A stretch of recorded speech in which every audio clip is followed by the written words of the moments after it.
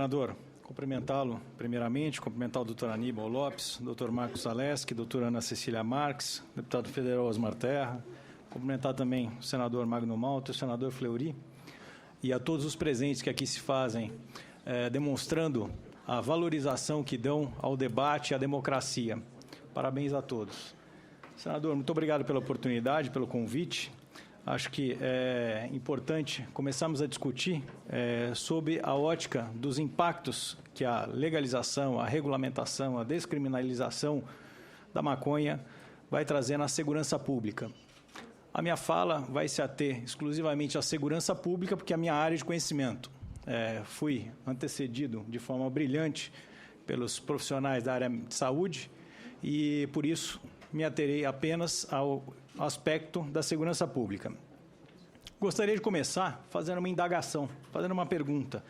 Será que os problemas de segurança pública serão minimizados com a regulação da maconha?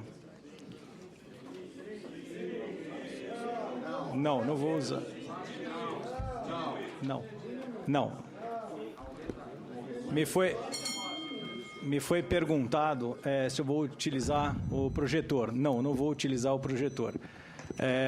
Retornando à minha fala, a pergunta que eu fiz, eu gostaria de depois que ponderássemos sobre ela após os detalhes que pretendo expor.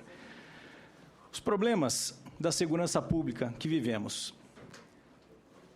Como eu disse, meu cargo de origem como delegado de polícia, acabei passando um concurso há alguns anos, onde trabalhei por 5 anos em plantões na capital de São Paulo, e depois 6 anos no Departamento de Homicídios, e aí tive o convite para trabalhar como corregedor na Secretaria da Saúde, onde atuo até o presente momento. Quando a gente fala sobre o modelo de segurança pública que temos no nosso país, para poder criticá-lo, nós precisamos desnudar algumas coisas antes. E a primeira questão a ser colocada é que realmente o modelo de segurança pública se apresenta falido. O nosso modelo de segurança pública não é uma referência. O nosso modelo de segurança pública precisa ser repensado. Mas eu digo que o que a gente precisa é repensar a participação do Estado nesse modelo de segurança pública, a forma de se fazer a prevenção. Nós tivemos muitas oportunidades para discutir o modelo de segurança pública. E eu acho que isso pode gerar até mesmo um fórum, um debate para esse questionamento, o modelo de segurança pública, que não é o caso. A questão agora, no momento, é sobre o aspecto da legalização da maconha, sob os benefícios que ela, em tese, poderia trazer para esse modelo de segurança pública. E o exemplo que me vem à mente é um exemplo prático que eu vivi enquanto delegado de polícia, de que o modelo precisa ser repensado. Em 1997, trabalhava num plantão quando me foi apresentada uma ocorrência em que um sujeito, sob o efeito do álcool, havia atropelado um garoto.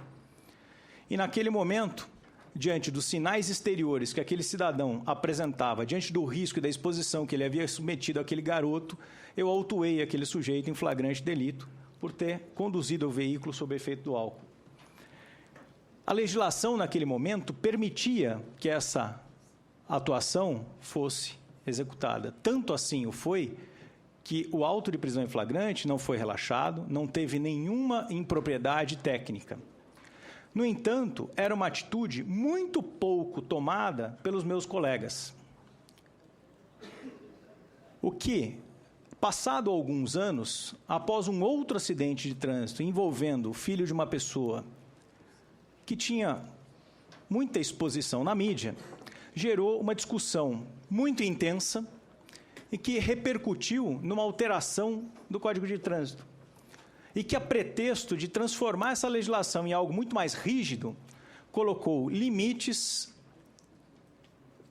ao uso, à detecção de álcool no sangue dos sujeitos que estivessem conduzindo, se esquecendo de permitir, como na legislação anterior, que a detecção pudesse ser feita também com sinais exteriores. Essa nova legislação, que veio com um pretexto de melhorar a segurança pública, rapidamente demonstrou-se extremamente frágil por falta de uma discussão mais profunda. E ressalto novamente a importância dessa audiência para que aprofundemos nas discussões.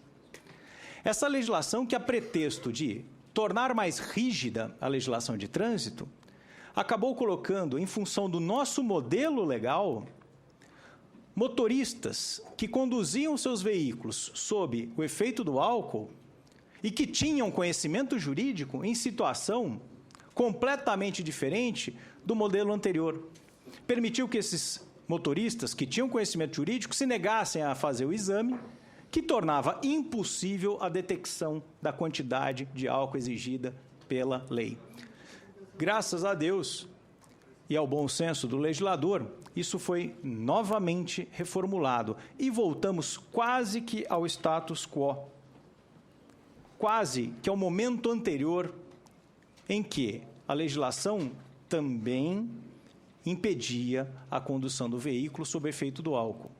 O que acabou gerando essa alteração foi a possibilidade de uma discussão mais ampla sobre o tema e a requalificação de muitos profissionais da área de segurança que passaram a entender a importância da sua atuação nessas situações em que o uso do álcool expõe terceiros a risco, expõe pessoas que não querem se sujeitar a este risco a assumirem esse risco, caminhando pelas ruas, caminhando pelas suas praças. Então, esse é um exemplo que precisa ser repensado.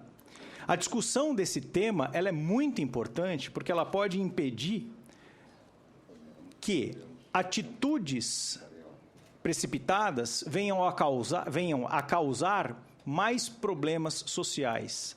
Essa discussão ela é importante porque a falha da repressão, a corrupção da polícia, o enfraquecimento do tráfico, o que falha do ponto de vista legal não deve ser solucionado de forma rápida e impensada. Isso tem que ser discutido de forma muito ponderada por todos os atores e por todos nós que sofreremos as consequências dessas alterações legais. Se eu pensar que a falha na política de segurança pública justifica uma legalização, eu posso correr o risco de, o dia de amanhã, começar a evoluir esse raciocínio para outros tipos de crimes. Será que a falha no combate aos desmanches justificaria legalizar o desmanche ilegal? Será que a falha no combate ao álcool e a associação de atividades que expõem terceiros a riscos justificaria eu legalizar o consumo do álcool e a atividade que expõe terceiros a risco? A falha no combate ao trabalho infantil justificaria legalizar o trabalho infantil? A legalização e o exercício de atividades que exponham terceiros a risco precisa ser pensada, ponderada diante deste contexto em que pensamos sobre a legalização da maconha. Pois a maconha, como bem disse aqui o nosso médico, é uma droga psicoativa, como o álcool. Eu acho que quanto a isso não há questionamento. Se ela é tida de forma unânime no meio médico, que ela é uma droga que altera algumas percepções, como fazer o controle do usuário diante do exercício de algumas atividades que vão expor pessoas a risco? A minha pergunta é: poderei controlar o uso da maconha da mesma forma que hoje controlo o uso do álcool e o exercício destas atividades? Se no álcool eu tenho a possibilidade de realizar exames que podem ser negados por conta do nosso modelo legislativo, pois aqui no Brasil ninguém é obrigado a produzir prova contra si mesmo. Hoje, um sujeito que consome álcool e se nega a fazer um exame teria uma única forma de ser autuado diante do exercício de atividade que expõe a terceiro a risco. E essa única forma é decorrente dos sinais exteriores que o álcool produz. O álcool produz sinais exteriores como odor etílico, como alguns outros comportamentos que permitem a detecção através dos agentes de segurança pública e que permitem, hoje, diante do nosso modelo legal, a autuação desse sujeito por expor terceiros a riscos. O uso da maconha teria a mesma possibilidade? Eu sei que eu consigo detectar a maconha através de exames. E se o sujeito consome e sai imediatamente, pega o seu veículo e expõe terceiros a riscos? Outro dia estava pensando, está caminhando pela rua, o sujeito acabou de consumir a sua maconha plantada em casa, desce, pega o seu carro, sai dirigindo e atropela um terceiro inocente. Como eu vou fazer essa detecção? Através de sinais exteriores? A maconha não deixa sinais exteriores de fácil detecção.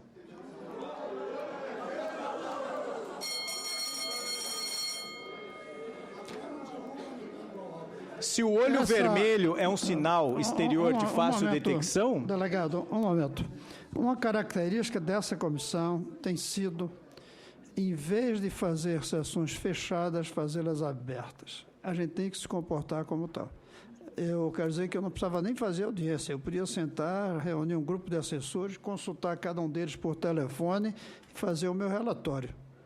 Preferi fazer audiência ouvindo-os e dando espaço para todos. É preciso que a gente se comporte dessa maneira que permita a audiência ser feita correta.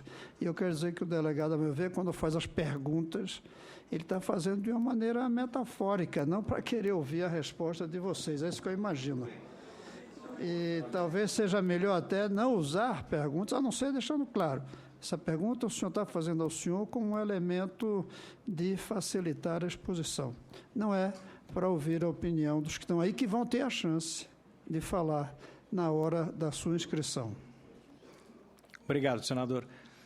Usando metaforicamente uma pergunta, gostaria de ponderar sobre a possibilidade de controlar o uso do álcool da mesma forma que da maconha, da mesma forma que eu controlo o uso do álcool. Hoje, eu não tenho dúvidas de que o exercício de algumas atividades encontram exposição a risco a terceiros que, diante de uma regulamentação, potencializaria e exporia terceiros a muito maiores riscos. A terapêutica para o tratamento do álcool também já é algo previamente definido e que, no caso da maconha, não se encontra como sendo algo definido pela OMS. O argumento de que a utilização de impostos para poder recuperar aqueles que desejariam sair do consumo poderia ser muito mais viável e a utilização dos próprios impostos também não encontra argumento sólido diante do que é apresentado hoje no próprio Uruguai, onde a legalização tinha, a princípio, a utilização de uma taxação em cima da droga que hoje acabou de deixar de existir. Não se taxa mais porque não dá para fazer a concorrência entre a droga produzida pelo traficante, em termos de preço, e a droga produzida de forma legal. O que eu preciso ponderar com os senhores é de que nós não estamos querendo satanizar nenhuma conduta, nenhuma reação. O que eu não gostaria de aqui tornar algo como possível é uma discussão que tem a ver com um problema de segurança pública que tem se demonstrado frágil, que tem se demonstrado falido, como tendo um argumento que não se justifica do ponto de vista de segurança pública. O modelo de segurança pública ser repensado, eu acho que é momento adequado, sim. Agora, a legalização como um caminho para melhorar a segurança pública, não entendo como sendo tal. O tráfico não acabou nos países em que a droga foi legalizada. O tráfico não acabou em nenhum dos lugares, nem onde foi proibida, sim. E nem onde foi liberada. Então, o argumento de que melhora a segurança pública, ele é tendencioso. O tráfico não vai acabar, porque ele também não acabou, aqui no Brasil, com o jogo ilegal. Também não acabou com o descaminho do cigarro, também não acabou com a falsificação da bebida. Então, o problema de segurança tem que ser tratado do aspecto de segurança pública. Gostaria de encerrar ponderando a todos que os nossos caminhos são frutos das nossas escolhas. Agora, as nossas escolhas que hoje debatemos, essas serão obrigatoriamente o nosso futuro. Obrigado.